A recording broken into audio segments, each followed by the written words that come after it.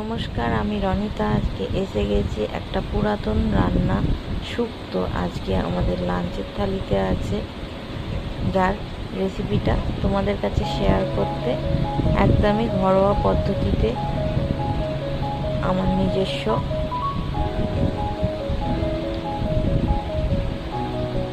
যার মধ্যে লাগবে কাঁচকলা, সজনা ডাঁটা, তরুলি, আলু আর অনেক করলা,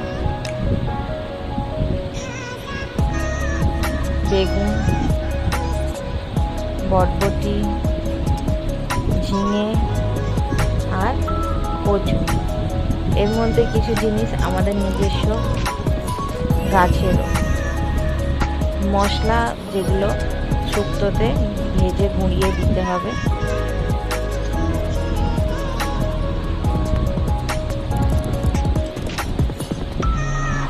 ঘরের তৈরি বড়ি, যেটা প্রথমে কড়ায় তেল দিয়ে ভেজে নেওয়া হলো, তারপরে আরেকটু তেল দিয়ে অল্প করে, তেলও বেশি ব্যবহার হবে না,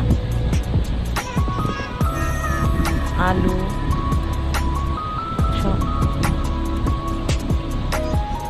একটুখানি নাড়াচাড়া করে কাঁচকলা,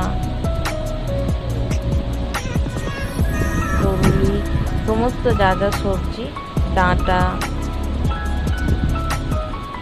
কচু, বেগুন, বরবটি, ঝিঙে, সমস্ত সবজি একসঙ্গে দিয়ে আগে একটু ভালো করে নেড়ে নেব।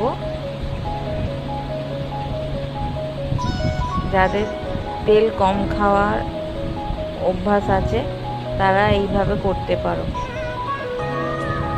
শুক্তো অনেকেই সবজি আগে আগে ভেজে তুলে নিয়ে তারপরে মশলা করে দেয়, কিন্তু আমি এইভাবেই করি, খারাপ হয় না।